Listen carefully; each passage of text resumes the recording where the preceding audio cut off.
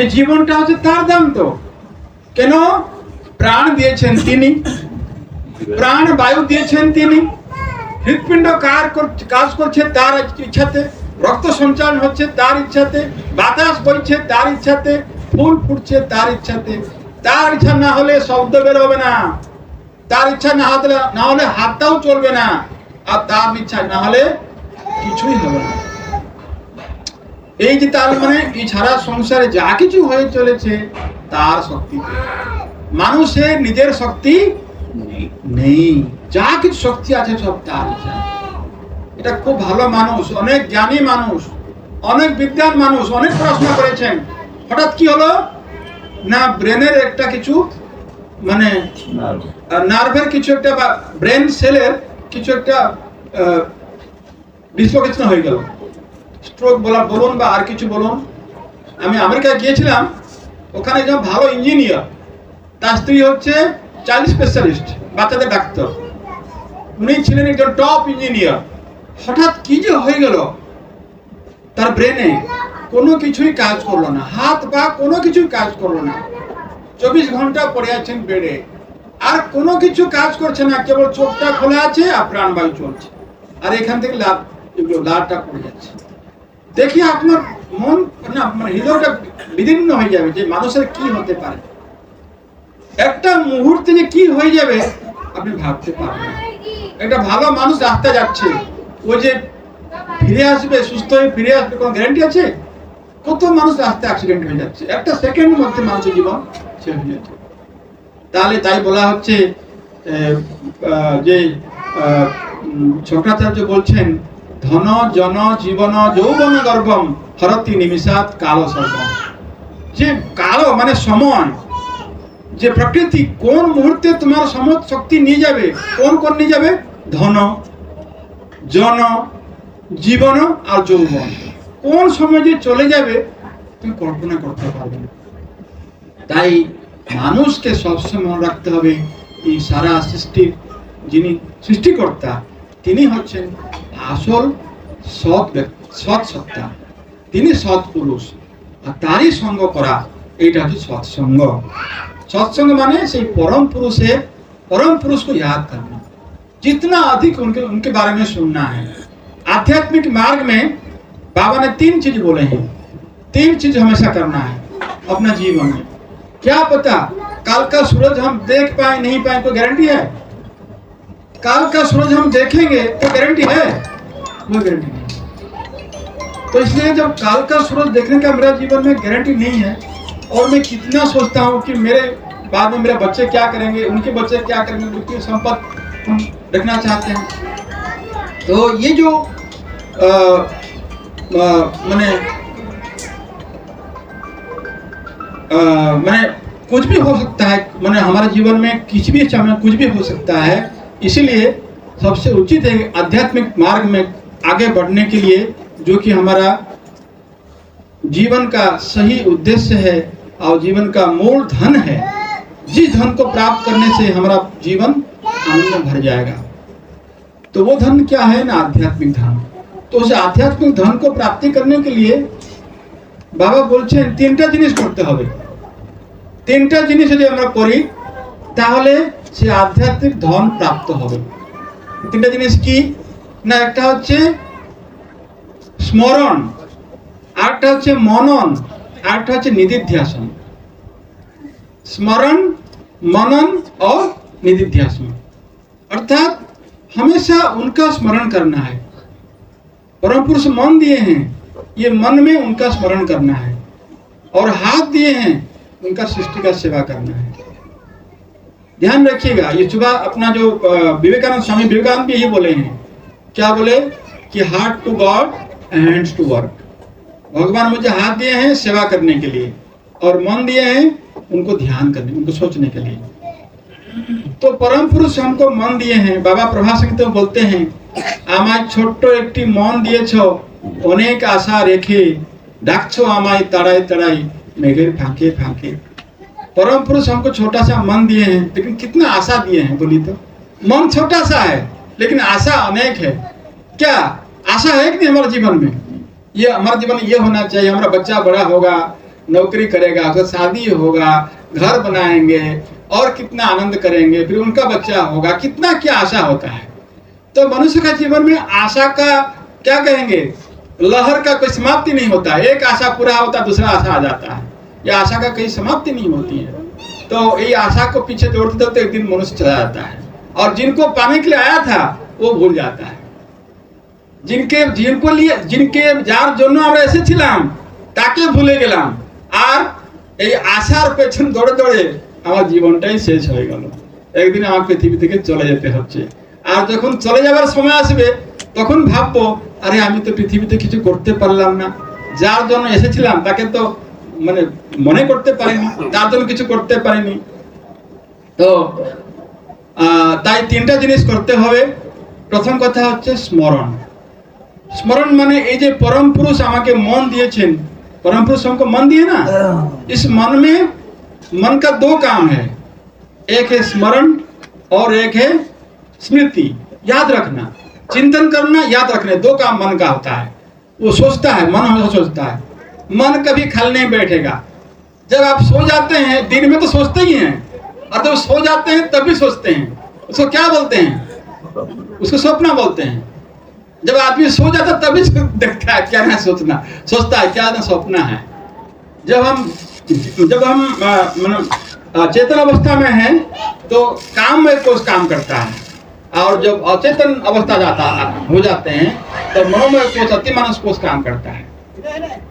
तो इसलिए तो मैं क्या बोल रहा था कि परम पुरुष हमको मन दिए हैं।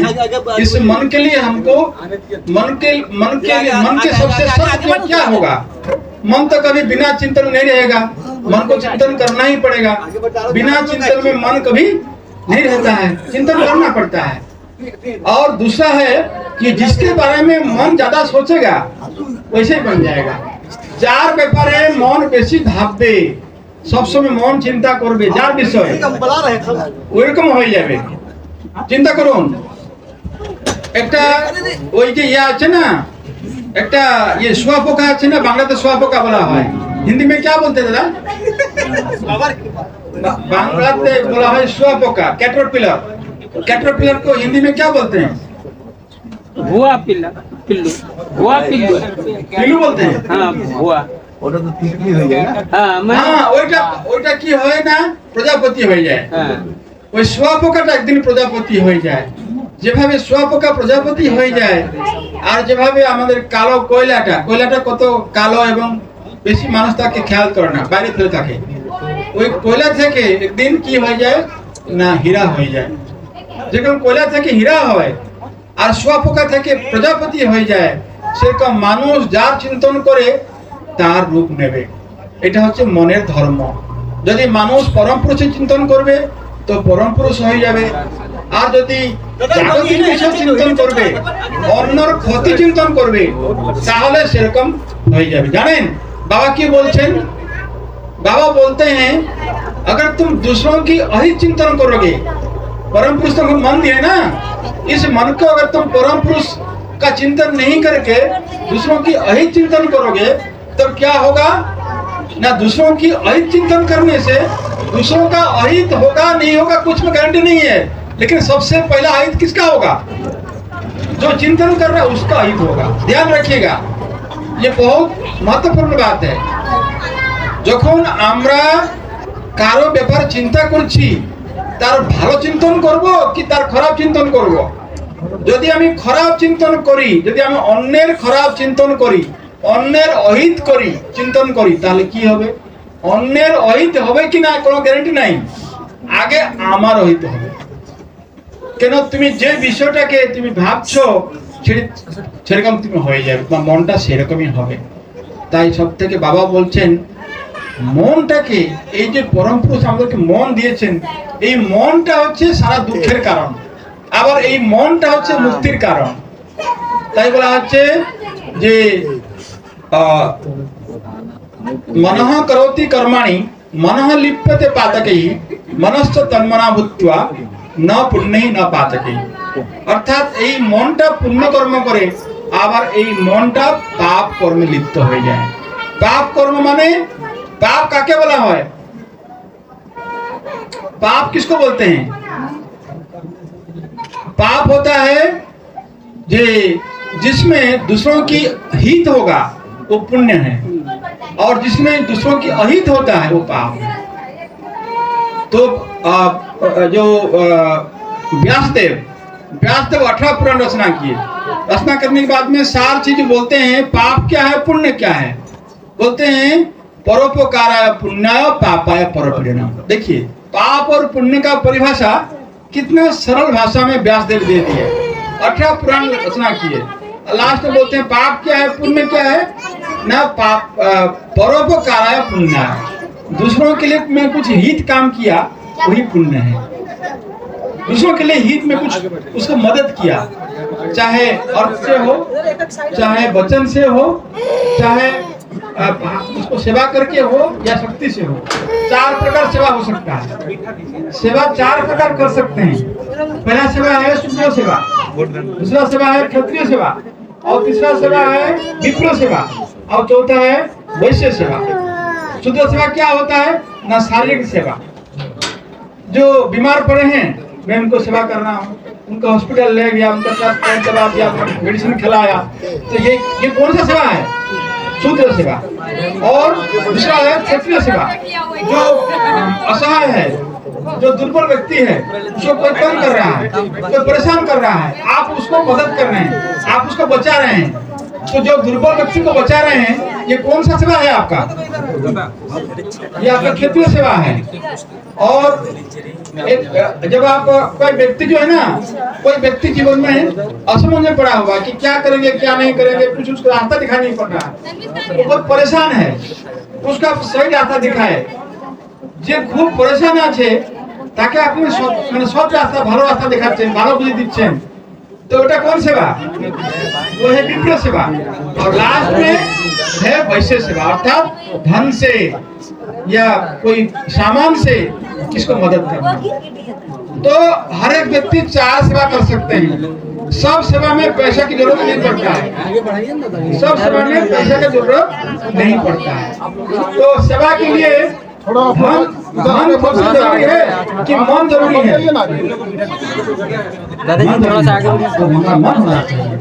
तो बाबा बोलते हैं कि जीवन में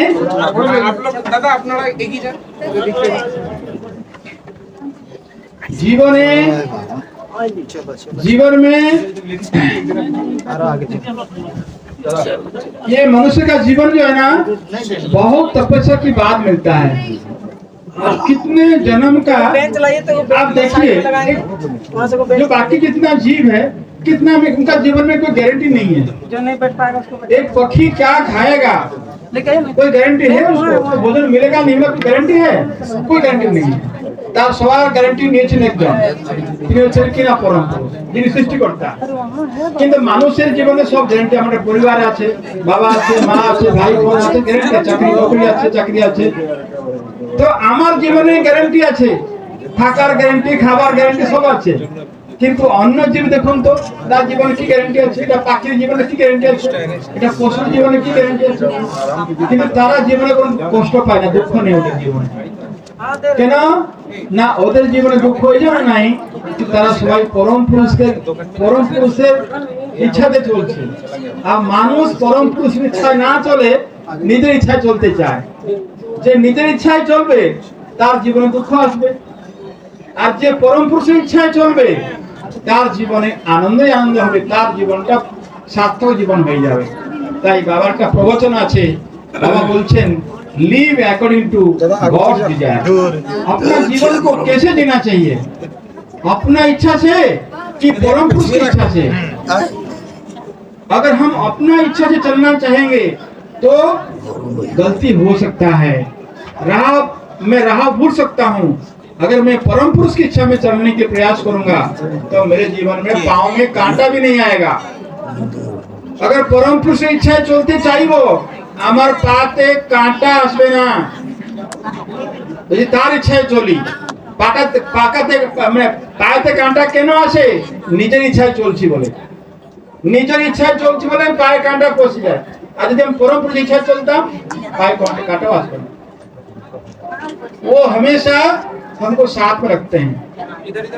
एक घटना याद आ रहा है, एक बार भक्त और भगवान दोनों जो है वो नदी के किनारे चल रहे थे, समुद्र किनारे बालू पर चल रहे हैं। तो दोनों का पैर का चिन्ह जो है वो बालू पर पड़ा हुआ है, दोनों का चिन्ह, एक भक्त का पैर का और दूसरा भगवान का पैर। भक्त और भगवान का दोनों साथ में चल रहे हैं। तो बीच में क्या हुआ, भक्त जो है वो देख रहा है कि बीच में हर जगह तो दो दो पैर है, लेकिन कहीं कहीं पर एक पैर है। तो भक्त जो भगवान को पूछता है कि भगवान, तुम तो मुझे वचन दिए थे कि तुम मेरे दूसरे लोग मुझे छोड़ सकता है, दूसरे लोग मुझे छोड़ सकता है, मुझे मेरे से दूर हो सकता है। जब धन आता है तो बहुत साथी आ जाते हैं, और जब धन चला जाता है तो लोग फिर पता नहीं कहाँ चले जाते हैं। तो दूसरे लोग मुझे छोड़ सकते हैं, लेकिन तुम तो मुझे वचन दिए थे कि तुम मुझे कभी नहीं छोड़ोगे, क्योंकि वो हमारा परम बंधु है, परम पुरुष हमारा जीवन का परम बंधु है, कभी हमको नहीं छोड़ेंगे। लेकिन तुम तो मुझे छोड़ के चले गए। तो भगवान बोलते हैं कि तुमको कैसा पता चला कि मैं तुमको छोड़ के चला गया? बोला, मैं जो बालू में देख रहा हूँ कि कहीं कहीं पर एक पैर का चिन्ह पड़ा हुआ है। तो भगवान बोलते हैं, अरे तुम पहचान नहीं पाया, वो जो बालू में एक ही पैर पड़ा हुआ है वो तेरा नहीं है, वो मेरा है।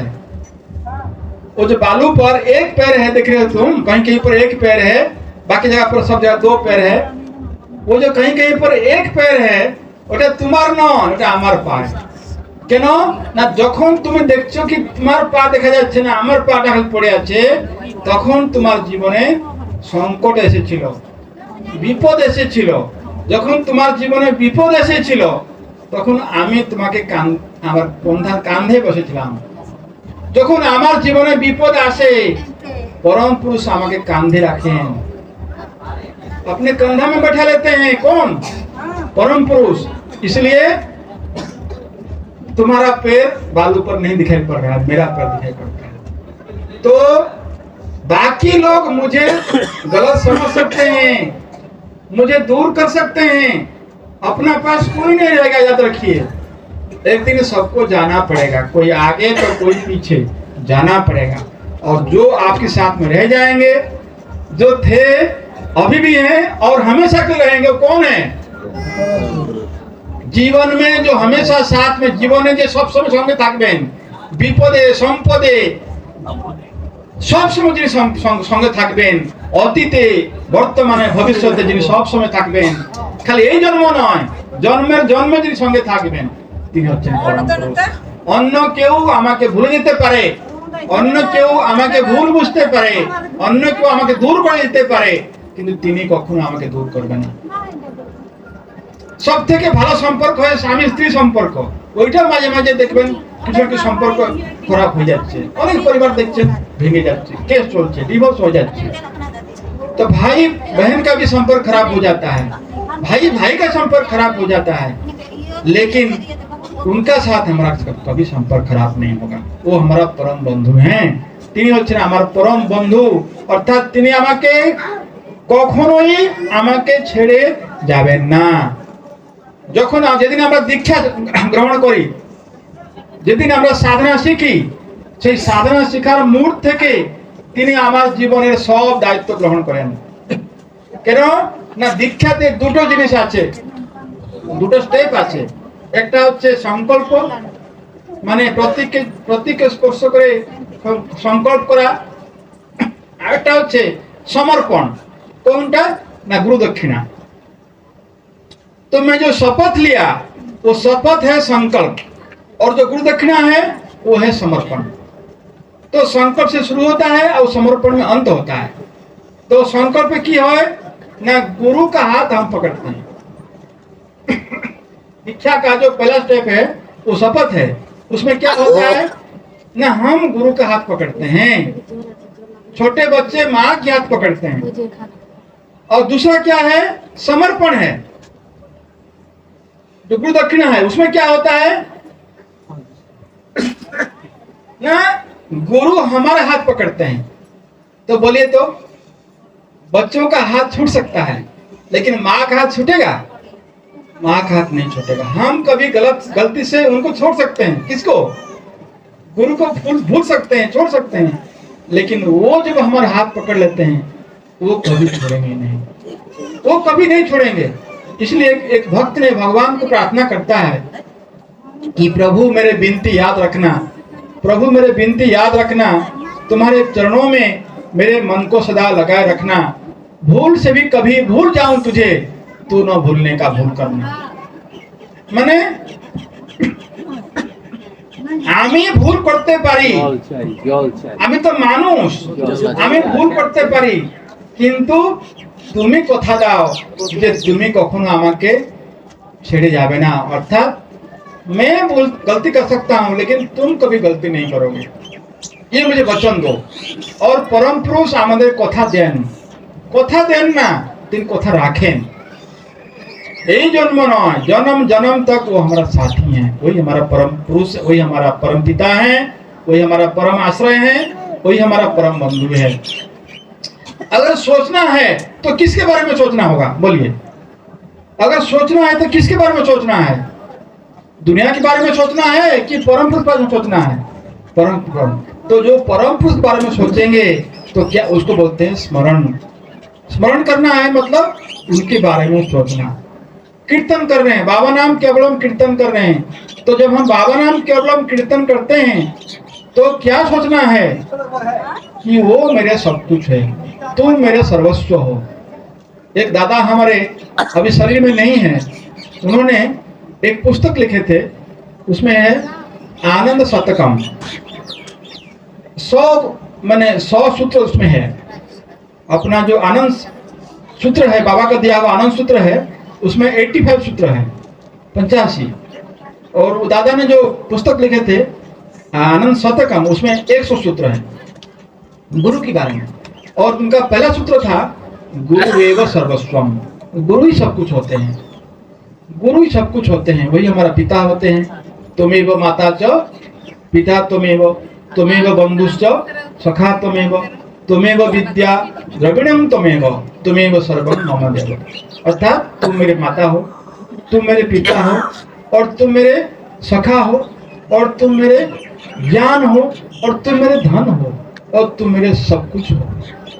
तो तुम मेरे सब कुछ हो, इसी को बाबा ने बाबा नाम केवलम के रूप में, मंत्र के रूप में दे दिए कि तुम मेरे सब कुछ हो। इसलिए परम ईश्वर को हम कैसे पुकारेंगे? ईश्वर को पुकारने के लिए बाबा ने सहज रास्ता दे दिए। क्या? बाबा नाम केवलम। बाबा नाम केवलम है ईश्वर को पुकारने के लिए सहज मार्ग। মানে ঈশ্বরকে ডাকার জন্য, পরম পুরুষকে মনে করার জন্য সহজ মার্গটা হলো বাবা নাম কেবলম, कीर्तन, खुदा कीर्तन, अर्थात सब समय कीर्तन। और कीर्तन में बाबा बोलছেন যে कीर्तन में इतना शक्ति है, कीर्तन से परम पुरुष में नजदीक आते हैं, और साधना करने से हम उस नजदीक आते हैं। बोलिए कौन पावरफुल है? মানে সাধনা বেশি পাওয়ারফুল কি কীর্তনটা বেশি পাওয়ারফুল? কীর্তন করলে পরম পুরুষ আপনার কাছে আসছেন, আর সাধনা করলে আপনি परम पुरुष जाच्छेन, কোনটা বেশি पावरफुल हो? कीर्तन का इतना शक्ति है, वो परम पुरुष को आपको ले आते हैं। परम पुरुष को आना पड़ता है, आपको और आना पड़ता है, परम पुरुष को आपका और आना पड़ता है। कीर्तन में इतना शक्ति है। इसलिए बाबा बोले कि जब भी समय मिलेगा मन को खाली बैठने नहीं देना, मैंने आलतू फालतू चीजें सोचने के लिए मौका नहीं देना मन को, क्योंकि मन अगर खाली रहेगा ना तो आलतू फालतू चीज सोचेगा। इसलिए मन को कभी तुम खाली नहीं देना, हमेशा कीर्तन करने की प्रयास करना। जब भी मौका मिले, हमारे माताएं हैं, मायरे आছেন, घरे काज করছেন, काजो করুন, সঙ্গে মনে মনে कीर्तन করুন। स्नान कर रहे हैं, कीर्तन भी चल रहा है, स्नान भी चल रहा है, क्यों? स्नान के बाद में साधना होगा। बाबा जो हम लोग को सुंदर जीवन धारा दिए हैं, बाबा जो हम लोग को सुंदर जीवन धारा दिए हैं, उसमें क्या है? उसमें स्नान है, और स्नान के बाद में ध्यान है, और ध्यान के बाद में ना, स्नान के बाद में कीर्तन है, कीर्तन के बाद में ध्यान है, और ध्यान के बाद में आसन है, और आसन के बाद में भोजन है, स्वाध्याय फिर भोजन। तो ये चीजें हम फॉलो करेंगे तो हमारा जीवन में आनंद ही आनंद होगा। জীবনে আমাদের আমরা আনন্দের পথে এগিয়ে चलब। तो 3 चीज के लिए बाबा बोले हैं कि हम लोगों को जीवन में करना है। एक है स्मरण। तो किसका स्मरण करना है? तो परम पुरुष के स्मरण करार सब থেকে সহজ উপায়টা কি? কীর্তন, সদা কীর্তন। তাহলে যখন কীর্তন করব, বাবা নাম কেবলম করছি, বাবা নাম কেবলম করার সময় মনে কি ভাবতে হবে? কি ভাবতে হবে? সমর্পণের ভাব। বাবা নাম করার সময় মনে স্মরণ করতে হবে তুমি আমার সব কিছু। বাবা নাম কেবলম, তুমি আমার सब কিছু, अर्थात तुम मेरे सब कुछ हो। ईश्वर ही हमारा सब कुछ होते हैं, इसलिए उनका स्मरण करना है। और दूसरा है मनन करना। मनन क्या? ना बार बार उनको चिंतन करना, बार बार चिंतन करना है, उनका चिंतन करना। और निधिध्यासन, तीसरा निधिध्यासन क्या है? ना मन का सारे भाव को एक करके उनमें अर्पण करना है। मन की सारे भावना को एक करने, एक साधना में हम लोग करते हैं। मन की सारे भाव को एक करके परम पुरुष में निवेदन करते हैं, वही होता है साधना। अर्थात मन की सारे भाव को एक करके परम पुरुष में अर्पण करना। तो परम पुरुष को देने के लिए सबसे कीमती वस्तु क्या है? परम पुरुष को हम क्या दे सकते हैं? बोलिए तो। मन। हाँ, तो परम पुरुष को देने के लिए तो बाकी चीज सब तो उन्हीं का है। हमारा जीवन में जो कुछ भी है, धन दौलत जो कुछ भी है, वो सब किसका है? परम पुरुष का है ना। ये सब कुछ उनका है कि नहीं? बोलने का शक्ति उनका है, देखने का शक्ति उनका है, और जो कुछ हम चल रहे हैं उसका शक्ति वो उन्हीं का है। सब शक्ति उनका है। तो फिर हम उनका चीज उनको क्या देके उनको क्या संतुष्ट करेंगे? तो देने के लिए एक ही चीज है, वो मन है। क्योंकि ये मन जो है ना, यही हमको गलत राह पर ले जाता है। ये मन सबसे बड़ा चंचल है। ये मन जो है, ये हमारा बात नहीं मानता है। ये मन बड़ा चंचल है, कभी भजन नहीं करता। एक गाना भजन है, ये मन इतना चंचल है कि भजन नहीं करना चाहता है। तो क्या क्या चाहता है ना, छोटे बच्चे जैसे वो मोबाइल दे दीजिए। आजकल तो बच्चों को संभालने के लिए सबसे आसान तरीका क्या है ना, मोबाइल दे दीजिए। मोबाइल दीजिए, बच्चे खुश हो गए, बस मोबाइल में व्यस्त हो गया। आप अपना माँ लोग अपना काम करते रहते हैं। लेकिन आप जानते हैं अभी ऑस्ट्रेलिया में एक लॉ पास हो गया। क्या लॉ? ना 16 साल से कम बच्चों को सोशल मीडिया बंद, बैन होगा। बोलिए, बहुत सारा देश सोच रहा है अभी हम लोग करना चाहिए कि नहीं करना है। 16 साल से जिनको कम है सोशल मीडिया में, उनको बैन हो जाएगा, उनका यूज नहीं कर सकते। तो anyway, क्यों ना, ये जो मोबाइल है बच्चों को बहुत ही माने समय नष्ट कर देता है। उनका सारा शारीरिक मानसिक सब तरह का उनको डाइवर्ट कर देता शक्ति को। यही हो जो कुछ भी हो। तो बाबा जो बोलते हैं कि आध्यात्मिक जीवन में आगे बढ़ने के लिए 3 चीज करना है। क्या करना है? एक है श्रवण, और दूसरा है मनन, और तीसरा है निधिध्यासन। अर्थात उन्हीं के बारे में ज्यादा सुनना है, कीर्तन सुनना है, प्रभात संगीत सुनना है, उनका प्रवचन सुनना है। प्रवचन कहाँ मिलेगा? अगर किताब घर में नहीं भी है, प्रवचन सुनने का और एक सहज तरीका निकल गया। वो कहाँ है? मोबाइल में। मोबाइल में यूट्यूब में जाइए, बाबा का प्रवचन है। यूट्यूब में जाइए, बाबा का कीर्तन है। यूट्यूब में जाइए, प्रभात संगीत है। मतलब सबका पास मोबाइल है, यानी आप कभी भी चाहेंगे बाबा का प्रवचन सुन सकते हैं, कीर्तन सुन सकते हैं, प्रभात संगीत सुन सकते हैं, सीख भी सकते हैं। तो इसलिए बड़ा अभी सहज तरीका हो गया ये मोबाइल के माध्यम से। किताब की जरूरत नहीं पड़ता है, कहीं जाने की जरूरत नहीं, क्योंकि सबके पास मोबाइल रहता है, तो आप सुन सकते हैं। तो ये जो 3 चीज बाबा बोले, ये 3 चीजें से हमारा आध्यात्मिक प्रगति होगी।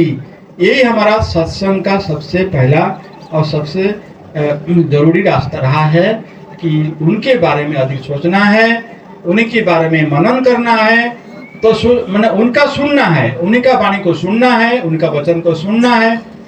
तो इसलिए स्वाध्याय करना चाहिए। बाबा जो पुस्तक दिए हैं, आनंद वचनामृतम है, सुभाष संग्रह है, वो तो थोड़ा सा स्वाध्याय करना चाहिए डेली।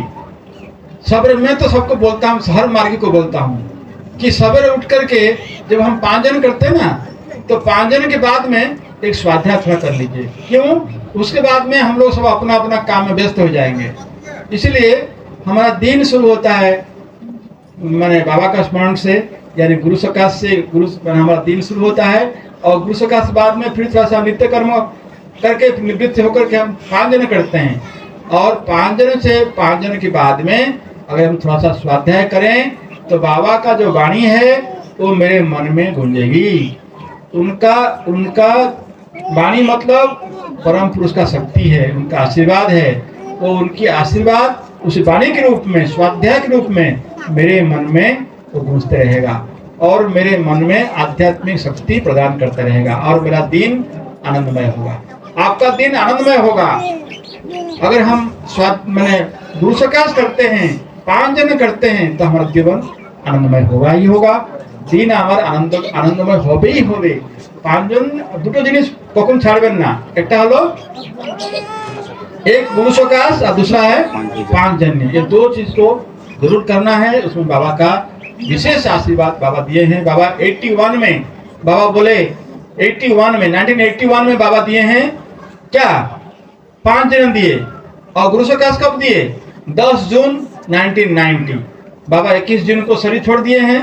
बाबा 21 जून ने शरीर छोड़ दिए और 10 जून को बाबा ने एक विशेष आशीर्वाद देके गए हैं, उसका नाम है गुरु सकाश। तो बाबा सबके लिए, ताकि गुरु का शक्ति हम हमेशा महसूस करेंगे। गुरुर शक्ति सब समय हमें पेते থাকবো। ওই জন্য ঘুম থেকে ওঠার পরে প্রথমে আমার প্রথম কাজ হলো অন্য কোনো চিন্তা না করে ছেলে কেমন আছে, মেয়ে কেমন আছে, আজকে কি করতে হবে, কোন বাজার কি করতে হবে, কি রান্না করব, এগুলো ভাবার আগে প্রথমে কি ভাবতে হবে? ঘুম থেকে ওঠার পরে গুরুকে ध्यान করতে হবে। गुरु चक्रे गुरु के ध्यान करा। ये जो गुरु चक्र में गुरु का ध्यान होता है उसको बोलते हैं गुरु सकाश।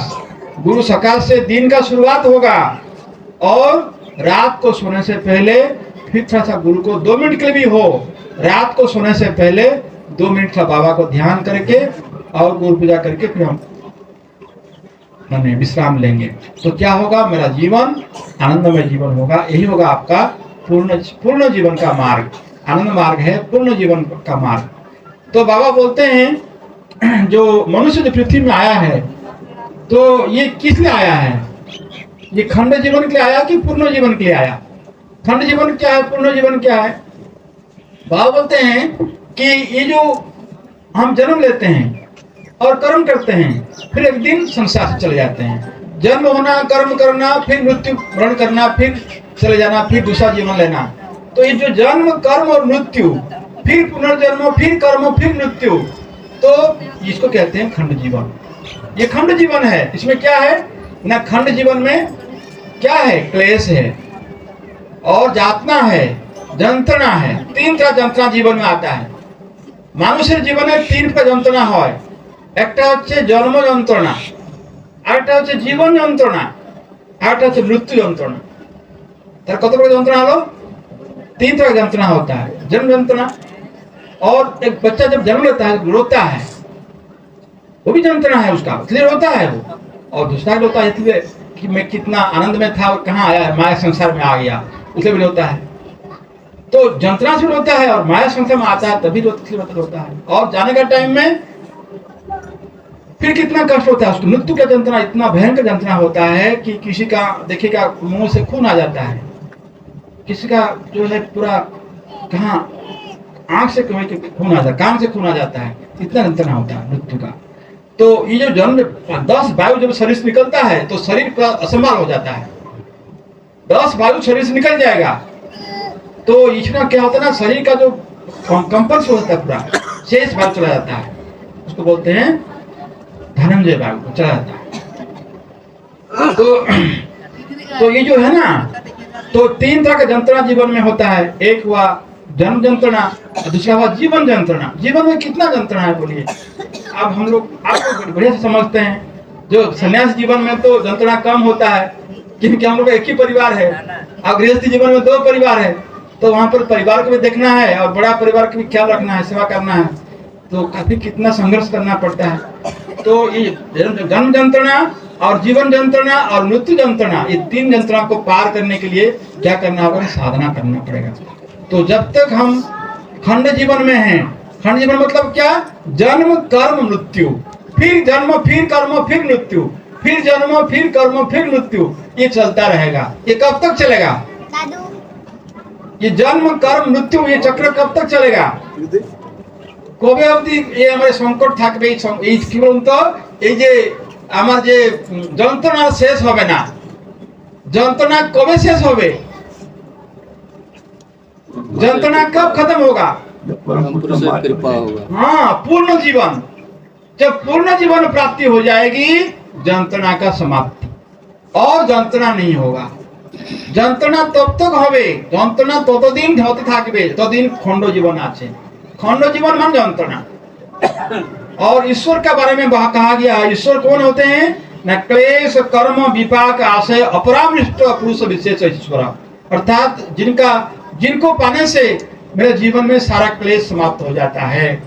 जाके पहले समस्त যন্ত্রণা থেকে मुक्त हो जाओ, তিনি ईश्वर। जिनको पाने से हम सारे যন্ত্রণাओं से मुक्त हो जाएंगे, मेरा जीवन में कोई যন্ত্রণा नहीं रहेगा। आप सोचिए तो, एक यंग लड़का कितना आशा लेके पढ़ाई करता है, अब पढ़ाई करने के बाद में परीक्षा के बाद में परीक्षा के बाद में परीक्षा देते देते लास्ट में नौकरी नहीं मिलता है। जब नौकरी नहीं मिलता है, घर में भी सब लोग नाखुश, अब खुद भी नाखुश, में जाऊं कहाँ? घर वाला भी नाखुश है, और हम अपने दोस्त को भी नाखुश, सबको जीवन में थोड़ा पैसा चाहिए ही, तो सब लोग नाखुश, परिवार भी नाखुश है, भाई लोग भी नाखुश है, सब कुछ, बहन भी नाखुश, सब लोग नाखुश है, तो बहुत टेंशन में आ जाता है। तो इसलिए जितना जहां भी बोलिए सब जगह यंत्रणा है। परिवार जीवन में भी है और सन्यास जीवन में भी तो होता ही है, क्योंकि यहाँ भी मैंने क्या बोल गए, परिवार में आपका तो गारंटी है, सन्यास जीवन में क्या गारंटी है? तो सन्यास जीवन में एक गारंटी है, कौन है? वो बाबा है। तो बाबा ही हमारा असल गारंटी है। तो एक बहुत अच्छे मार्गी थे, अभी भी शायद हैं वो, मैं उनके पास गया था। वो कहाँ रहते हैं? अलास्का में, जहाँ पर 6 महीना दिन और 6 महीना रात होता है। तो उनका नाम गोविंद। तो उनके पास में गया, उनको पार्किंसन डिजीज था। तो पार्किंसन जानते हैं, तो हाथ पैर ऐसा कांपता है ना, तो पूरा शरीर कांपचे हाथ पे। 3 बच्चे हैं, तो सारा उनके पास में जो कुछ बैलेंस था, उनके पिता जो पैसा दिए थे सब कुछ मिला करके मास्टर खरीद दिए। 65 एकड़ का मास्टर और जागृति बना दिए, सारा पैसा लगा दिए। तो मैं बोला, गोविंद ये जो मास्टर खरीदे हो, ये पैसा कहाँ से मिला इतना बड़ा मास्टर खरीदने के लिए? बोला कि दादा मेरे पिताजी जब चले गए तो मेरे लिए कुछ पैसा छोड़ गए थे, और फिर मैं तो हैंडीकैप बीमार आदमी हूँ, तो मुझे गवर्नमेंट पैसा देता है। बीमार आदमी हूँ ना, मैं कुछ काम नहीं कर पाता हूँ, इसलिए गवर्नमेंट पैसा देता है, तो पैसा भी मैं बचाता हूँ। तो मेरे पैसा प्लस पिताजी के पैसा सब मिला करके मास्टर खरीद दिया। मैं बोला, तुम सब खरीद दिया, सब लगा दिया? बोला हाँ दादा। तो बोला कि तुम्हारा बीमार हो, 3 बच्चे हैं, उनको क्या होगा? बोले दादा मेरा कोई चिंता नहीं है, क्योंकि मेरा बैंक बैलेंस बाबा है। मेरा बैंक बैलेंस कौन है?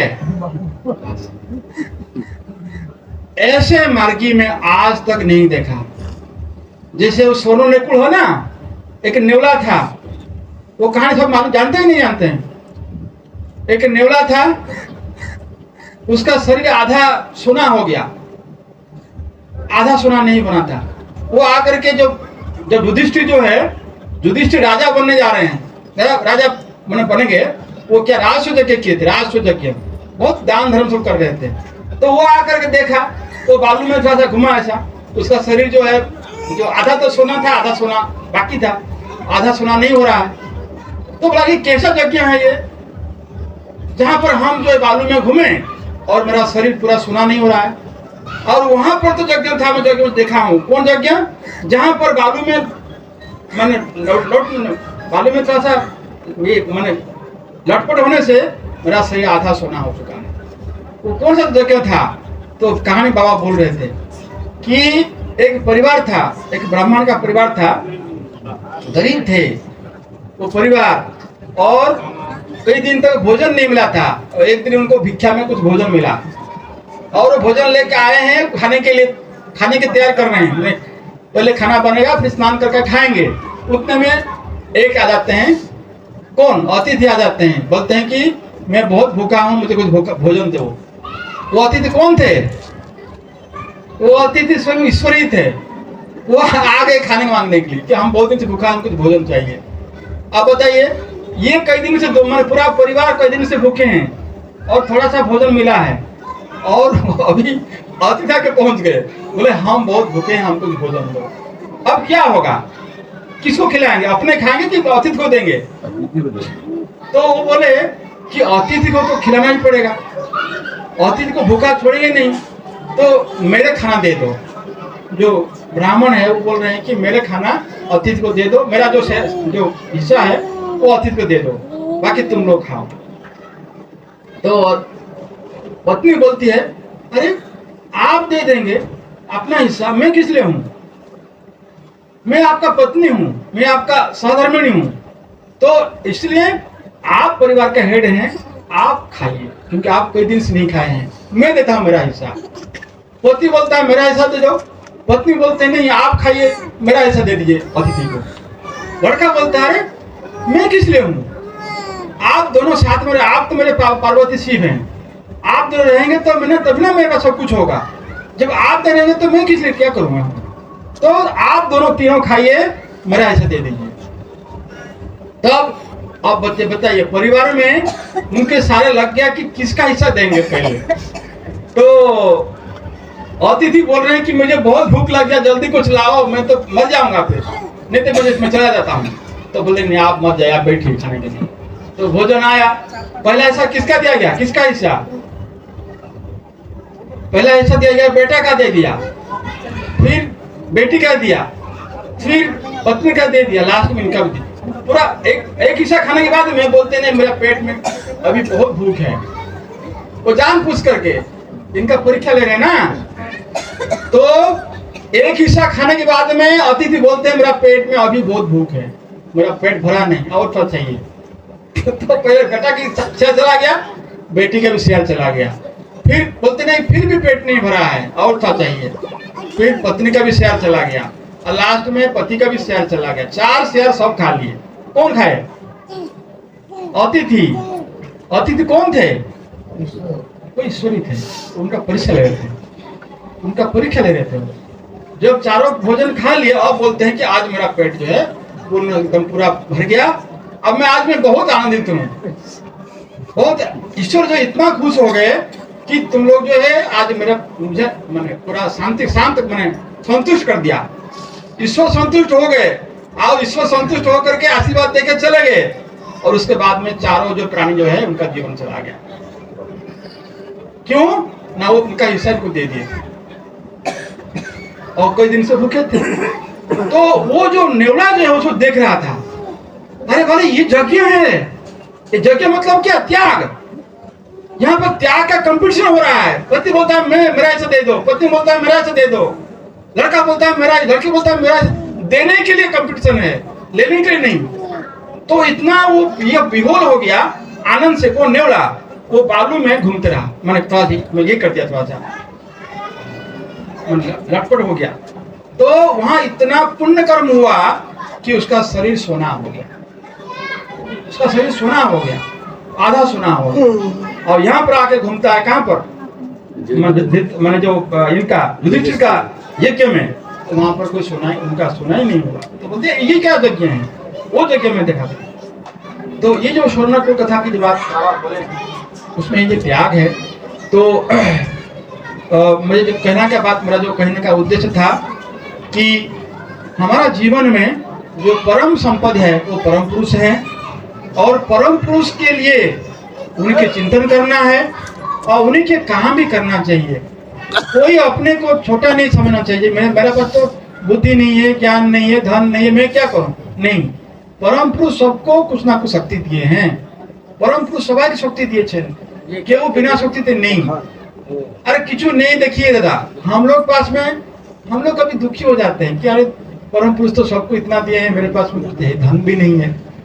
लेकिन ऐसे आदमी दुनिया में बहुत हैं जो चीज आपके पास में है उनके पास नहीं है। कि हाँ कि ना बोलूं, एमन मानुष আছে কি না कि जेटा আপনার কাছে আছে তার কাছে নাই। माने आपको रहने के लिए घर है, खाने के लिए भोजन है, पहनने के कपड़ा है, परम पुरुष आपको सब कुछ दिए हुए हैं, बोलने की शक्ति दिए हैं, सुनने की शक्ति दिए हैं। ऐसा व्यक्ति है जिनके पास खाने के लिए नहीं है, जिनके पास रहने के मकान नहीं है। ऐसा आदमी है कि नहीं, बोलिए? जिनके पास रहने के मकान नहीं है, खाने के लिए कोई व्यवस्था नहीं है, तो उनको छोड़िए। एक लड़का ऐसा मिला, वो आपका अब देखिए यूट्यूब में उसका प्रोग्राम भी है, उनका नाम है निक इगोशेविच। उनका जन्म से 2 हाथ नहीं है और 2 पैर भी नहीं है, और वो इतना खुश रहते हैं। वो जाके बच्चों को सब कॉलेज में, स्कूल में अपने इंस्पायर करते हैं, इंस्पायर टॉक देते हैं, मोटिवेशनल स्पीकर। क्या बोलते हैं? अरे तुम लोग अपने जीवन में क्यों दुखी होते हो?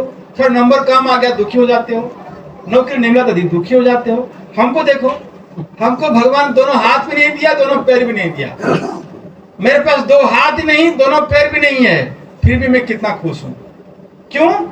ना भगवान मुझे 2 हाथ दोनों पैर नहीं दिए हैं, लेकिन मुझे सुनने का शक्ति दिए हैं, देखने का शक्ति, बोलने का शक्ति दिए हैं। मैं सुन पा रहा हूँ, बोल पा रहा हूँ। तो दुनिया में तो और बहुत लोग हैं जिनको जो लोग देख भी नहीं पाते हैं, सुन भी नहीं पाते हैं। तो मैं कितना भाग्यवान हूँ कि भगवान मुझे सुनने का शक्ति दिए हैं, बोलने का शक्ति दिए हैं। तो वो कितना आनंदित होता है। जार काছে দুটো হাত নাই, দুটো পা নাই, वो কত आनंदित। আমার কাছে সবকিছু আছে তবু আমি दुखी। तो इसलिए बाबा बोलते हैं जीवन में सुखी होने का जो सबसे पहला स्टेप है वो क्या है ना, परम पुरुष जो दिए हैं, परम पुरुष का आशीर्वाद को पहले स्वीकार करना है और उनको धन्यवाद देना है। कृतज्ञता ज्ञापन, परम पुरुष কাছে কৃতজ্ঞতা জ্ঞাপন করা। সকালে উঠে ঘুম থেকে ওঠার পরে परम पुरुष के কৃতজ্ঞতা জ্ঞাপন করবেন যে हे परम पुरुष, तुम कितना दयालु हो कि मेरे जीवन में तुम बहुत कुछ दिए हो, और तुम जो दिए हो बहुत है मेरे लिए। क्योंकि देखिए परम पुरुष का सबसे प्रियतम व्यक्ति कौन है? परम पुरुष के जीवन में सबसे प्रियतम व्यक्ति कौन है? हम हैं। उनका आप हम सभी लोग हैं, उनका प्रियतम है। माँ के लिए सबसे प्रिय कौन होते हैं? उनका संतान होते हैं। तो परम पुरुष के सबसे प्रिय हम सब हैं, हम लोग हैं। एक बार बाबा को पूछते हैं कि बाबा हम तो आपका कीर्तन करते हैं। बाबा नाम केवल, आप किसके लिए कीर्तन करते हैं? बाबा भी कीर्तन करते हैं। तो बोलते हैं कि देखो तुम लोग हमको बाबा बोलते हो और हम तुमको बाबा बोलते हैं। मेरे लिए, तुम लोगों के लिए मैं बाबा हूँ, आज तुम लोग मेरे लिए बाबा हो। पिता माता भी बच्चों को क्या बाबा नहीं बोलते हैं कि जैसे बाबा तुम कैसे हो, आए बाबा मेरे पास में आ जाओ, आए बाबा हमारे काছে आओ। तो पिता माता वो छोटो छेले के बाबा बोल डाके, तो बाबा बोलते हैं कि तुम मुझे बाबा पुकारते हो, मैं भी तुमको बाबा पुकारता हूं। तो एक दादा और पूछते हैं कि बाबा हम तो साधना करते हैं तुमको पाने के लिए, आपको पाने के लिए, हम ध्यान कर रहे हैं आपका, आप क्यों ध्यान करते हैं? तो बाबा बोलते देखो जी तुम हमारा ध्यान करते हो, हम तुम्हारा ध्यान करते हैं। तो बोलिए हम भगवान ध्यान कर, भक्त माने भक्त ध्यान कर रहे हैं भगवान का, और भगवान ध्यान कर रहे हैं भक्त का। क्यों? वो भी चाहते हैं कि हमारा जीवन आनंदमय हो। यही दोनों में, भगवान में भक्त में डिफरेंस यही है। जो मनुष्य है वो सोचता है अनेक और होता है एक, और जो भगवान है वो सोचते हैं एक, होता है अनेक। अंग्रेजी बोलते हैं वो है यूनिपर्पस और हम लोग हैं मल्टीपर्पस। वो यूनिपर्पस हैं अर्थात वो सोचते हैं एक, होता है अनेक। तो वो ध्यान कर रहे हैं हमारा कल्याण के लिए कि हमारे बच्चे सब आनंदित रहें, सब कल्याण है। आपको जान करके आश्चर्य होगा, बाबा का दिन शुरू होता था, बाबा का जब दिन शुरू होता था 4 बजे, कभी 3:30 बजे बाबा बेल दबाते हैं। कौन हो जी? जो दादा रहेंगे वो रेस्पॉन्ड करते थे, बाबा मैं हूँ। तो बाबा पहले बात पूछते थे तुम लोग कैसे हो, सब दादा लोग कैसे हैं, मार्गी लोग कैसे हैं। हर दिन बाबा जब ब्रेकफास्ट करते थे, बाबा का ब्रेकफास्ट टाइम में बाबा को रिपोर्ट दिया जाता था कि कौन मार्गी बीमार है, कौन मार्गी हॉस्पिटल में है, किनका ऑपरेशन होना है, ये सारा खबर बाबा को देना पड़ता था हर दिन। कब? ना ब्रेकफास्ट के टाइम में। ये बाबा का रूटीन था। बाबा ब्रेकफास्ट ले रहे हैं, साथ में सुन रहे हैं कि मार्गी लोग कैसे हैं, दादा लोग कैसे हैं, दीदी लोग कैसे हैं, सबका खबर है। ऑफिस, वो तो परम पुरुष हैं, वो सब जानते हैं, वो तो अंतर्यामी है, फिर भी ऑफिस से रिपोर्ट ले रहे हैं परम पिता के रूप में, प्रेसिडेंट के रूप में, कि हमारे बच्चे सब कैसे हैं। तो बाबा का दिन जब शुरू होता था, बाबा सबसे पहले पूछते थे कि तुम लोग कैसे हो, सब लोग माने ठीक है कि नहीं। और खाली दादा दीदी लोग नहीं, मार्गी लोगों की बात, सबकी बात में पाओगे। और आपको सुनकर के और भी आनंद होगा। दादा दीदी लोगों को तो बाबा कभी नाराज होते भी थे, लेकिन मार्गी लोगों पर बाबा कभी नाराज नहीं होते। हम लोग का घर में 10 रुपये बच्चा कितना गाली दे देंगे, कितना गाली दे देंगे, नाराज हो जाएंगे, नहीं खाएंगे, चलो हम यहाँ से चलते हैं। और जाकर जब मार्गी दादा लोग आ जाएंगे, बाबा हम आपको रिक्वेस्ट करते हैं भजन कर, तो बाबा तुरंत मान। तो ये था बाबा का प्रेम। बाबा का प्रेम था, अभी है और रहेगा। और उनका प्रेम को जानने के लिए क्या करना पड़ेगा? उनको चिंतन कीजिए, चिंतन कीजिए, और जितना सामर्थ्य है उनका सेवा कीजिए। जिसे उनकी सेवा करना है। মানুষের জীবনে সবথেকে এই যে চারটা জিনিস আছে তাকে বলা হয় চতুর্বর্গ বলা হয়। চতুর্বর্গ কি কি জিনিস? না ধর্ম, অর্থ, কাম আর মোক্ষ। এই চারটাকে চতুর্বর্গ বলা হয়। কাম মানে জাগতিক ইচ্ছা, আর অর্থ মানে মানসিক বা মানে অতিজাগতিক ইচ্ছা, আর ধর্ম হচ্ছে আধ্যাত্মিক ইচ্ছা, মানুষ আধ্যাত্মিক ইচ্ছা, আর মোক্ষ হচ্ছে পরম পুরুষকে পাওয়ার ইচ্ছা। তো এই চারটা ইচ্ছা মানুষের জীবনে আছে। আর এই চার ইচ্ছা পূর্তি কি করে হবে? না চার ইচ্ছা কা পূর্তি পরম পুরুষের ইচ্ছা করে যাবে। এটা হচ্ছে ভক্তি। যার জীবনে ভক্তি এসে যাবে তারই সবকিছু পাবে। তাই রামচন্দ্র দিয়েছিলেন চারটা জিনিস, চারটা ফল দিলেন। চারটা ফল হচ্ছে কাম, অর্থ, ধর্ম, মোক্ষ। কাকে? ওই যে নাবিকের স্ত্রী। নাবিকের যখন রামচন্দ্র মানে পার হচ্ছেন, মানে নদী পার হচ্ছেন, বিশ্বামিত্র তাকে পার করাচ্ছেন। তখন কি হয়েছে? নদীটা কি হয়েছে, মানে ওই যে নাওটা কি হয়েছে? সোনা হয়ে গেল। নাওটা সোনা হয়ে গেছে। কেন? রামচন্দ্র স্পর্শে গল্প আছে, সোনা হয়ে গেছে। তখন ওই যে নাবিকের স্ত্রী ছিল, ওর লোভ ছিল একটু, ও কি করলো? বাড়ি থেকে সব কিছু হাঁড়ি কড়াই লোটা যা কিছু ছিল সব নিয়ে চলে আসলো। বলে যদি আমার রামের পা লাগলে এত কিছু সোনা হচ্ছে, তো আমার ঘরটা সোনা দরকার। তো যা কিছু ছিল সব সোনা, মানে ঘর থেকে ধরে চলে আসলো। হাঁড়ি কড়াই যা কিছু ছিল সব নিয়ে আসলো। রামচন্দ্র পা ছুলে সব সোনা হয়ে যাবে। তো ও নাবিক বলছে, আরে তুমি এতনা বুড়বক হো, আরে যার পাতে এত ক্ষমতা আছে কি তার স্পর্শে সব সোনা হয়ে যাচ্ছে, ওকে তুমি তো গাড়িতে নিয়ে যাও না, সব জিনিস তার কাছে কেন নিয়ে আসছো? ওকে গাড়িতে নিয়ে যাও, তাহলে সব কিছু তোমার কাজ হয়ে যাবে। रामचंद्र आप कृपा करके हमारे घर में आए। तो गए, जाके उनको थोड़ा खिलाया पिलाया, सब कुछ किए। तो बोलते हैं कि हमको कुछ दे दीजिए। क्या दिए? ना राम तो 4 फल दे दिए। वो 4 फल था यही, काम, अर्थ, धर्म और मोक्ष था। कि तुम्हारा जागतिक इच्छा भी पूरा हो जाएगा, मानसिक इच्छा भी पूरा हो जाएगा, और तुम आध्यात्मिक मार्ग में चलोगे और परम पुरुष को प्राप्ति करोगे। ये 4টা फल दिल के? রামচন্দ্র। কাকে? নাবিকের স্ত্রীকে। কিন্তু বাকি লোক বলছে বড় ভাই তো 4টা ফল দিল, তুমি ছোট ভাই আছো কাকে? লক্ষণকে বললো যে তুমি কি দাও? ও বলছে কি আমার কাছে একটা ফল আছে। ও ফলটার নাম কি? না ভক্তি। 4টা ফল দিলে, রামচন্দ্র 4টা ফল দিল, কাম, অর্থ, ধর্ম, মোক্ষ। আর লক্ষণ কি দিল? भक्ति। लक्षण की दिलो? भक्ति। लक्ष्मण भक्ति दे दिए। और लक्ष्मण बोलते हैं ये 4 फल तब तुमको प्राप्त होगा जब तुम्हारे पास में ये फल रहेगा। मेरा दिया हुआ फल जब तुम पा जाओगे, जब मेरा दिया हुआ फल तुम आयत्त कर लोगे, तब ये 4 चीज तुमको मिल जाएगा। कितना बढ़िया भाई साहब, देखिए राम दिए 4 फल और लक्ष्मण दिए 1 फल। और लक्ष्मण बोलते हैं कि तुम अगर मेरा फल तुमको मिल गया, तुमको ये 4 फल तुमको मिल जाएगा। अर्थात जिनके जीवन में भक्ति मिल गया, जिनका जीवन में भक्ति आ गया, उनका 4 चीज पूरा हो जाएगा, चतुर्वर्ग पूरा हो जाएगा, चतुर्वर्ग प्राप्ति हो जाएगा। क्या क्या? ना सारा जागतिक इच्छा पूरा हो जाएगा, मानसिक इच्छा भी पूरा हो जाएगा, आध्यात्मिक इच्छा भी पूरा होगा, परम पुरुष प्राप्ति भी हो जाएगी। तो बोलिए, तो आपको 4 चाहिए कि 1 चाहिए? एक चाहिए। 4টা चाहिए कि 1টা चाहिए? এটা বুঝতে পারলেন কি পারলেন না? মানে 4টা কি? কাম, অর্থ, ধর্ম, মোক্ষ। এই 4টা জিনিস দরকার জীবনে। 4টা জিনিস দরকার জীবনে, মানুষ জীবনে 4টা জিনিস দরকার। কি দরকার? জাগতিক ইচ্ছার পূর্তি, টাকা পয়সা দরকার, ঘর দরকার, জমি দরকার, এইসব। তো এটা জাগতিক ইচ্ছা হলো। আর মানসিক ইচ্ছা, জ্ঞান দরকার, বুদ্ধি দরকার, এটা দরকার আছে, জ্ঞান বুদ্ধি দরকার আছে। তো এটা হলো मानसिक इच्छा अर्थ। तापरे হচ্ছে साधना করব, साधना करना पड़ेगा। ये हुआ आपका काम और धर्म, और लास्ट में मोक्ष, ईश्वर की प्राप्ति।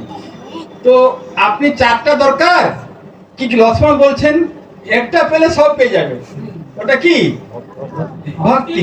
अगर भक्ति तुमको मिल गया तुमको ये चार मिल जाएगा। अब बोलिए माने अपना अपने एकटा चान की चारटा चान? एक चाहिए कि चार चाहिए? एक चाहिए। हाँ, वो एक है भक्ति। भक्ति अगर जिनका जीवन में भक्ति मिल गया उनको सब मिल जाएगा। इसलिए बाबा ने सारा प्रवचन बोलने के बाद में बोलते हैं कि देखो जी, जब भी तुमको मौका मिलेगा क्या करोगे? कीर्तन करोगे, क्योंकि कीर्तन करने से भक्ति जागृत होता है। कीर्तन करने से मन भक्ति भाव में सरोवर हो जाता है। और যে কীর্তন করে তার হৃদয় হচ্ছে পরম পুরুষের বাসস্থান। এইটা হচ্ছে তার বৈকুণ্ঠ, এটা হচ্ছে তার দিব্য রাজধানী। तो परम पुरुष का कैपिटल कहाँ है? परम पुरुष का कैपिटल, उनका राजधानी कहाँ है? भक्त के हृदय में। भक्त का हृदय में। भक्त का हृदय जो है वही परम पुरुष का राजधानी है। तो परम पुरुष कहाँ रहते हैं? भक्त का हृदय में। इसलिए उनको खोजने के लिए कहीं बाहर जाने की जरूरत नहीं है, कहीं पैसा खर्चा करने की जरूरत नहीं है, उपवास तप नहीं करना है, कोई जरूरत नहीं है। सिर्फ उनको प्रति भक्ति जगाना है, उनके प्रति प्रेम जगाना है। तो যতটা আমাদের জীবনে তার প্রতি ভক্তি জাগবে, তার প্রতি মানে যেমন মাছ কি করে, মাছ যখন মাছকে আমরা জল থেকে বের করি, माछ की करे? जब मछली को पानी से निकालते हैं तो मछली क्या करती है? छटपटाती। क्यों छटपटाती है? वो जल में उसको, मछली जल की रानी है, जीवन उसका पानी है। तो वो जल का रानी है, मतलब वो पानी में रहना चाहती है, और जो पानी से निकालते हैं वो छटपट करती है। अच्छा जी बोलिए, तो अगर मछली का जीवन पानी है तो हमारा जीवन क्या है? तो हमारा जीवन है भक्ति। तो भक्ति को निकालने, हमारे जीवन से भक्ति को निकाल देंगे तो भक्ति को कष्ट होना चाहिए। और अर्थात যার জীবনে ভক্তি আছে ওর জীবনে সবকিছু পাবে, আর যার জীবনে ভক্তি আসেনি ওর সবকিছু থাকেও কিছু নাই। তাই ভক্তিকে বাড়াতে হবে, অধিক থেকে অধিক কীর্তন করতে হবে, পরম পিতাকে ডাকতে হবে। তিনটা জিনিস করতে হবে। परम पिता को सोचना, पुकारना है, कीर्तन करना है और श्रवण करना है। किसका श्रवण करना है? परम पुरुष का जो वाणी है उसको श्रवण करना है, और मन दिए हैं मनन करना है, और मन की सारे भाव को उन्हें मिला देना है, निधिध्यासन करना है। ये तीन चीज याद रखिएगा। आज का जो प्रवचन का मूल यही है कि परम पुरुष को पाने के लिए हमको भक्ति चाहिए, और भक्ति का जो मार्ग में हमको तीन चीज करना पड़ेगा। एक है श्रवण, और दूसरा है मनन, और तीसरा है निधिध्यासन। इस तीन चीज से हमारा जीवन आनंदमय हो जाएगा। परम पुरुष के जिन्हें हमारा सृष्टिकर्ता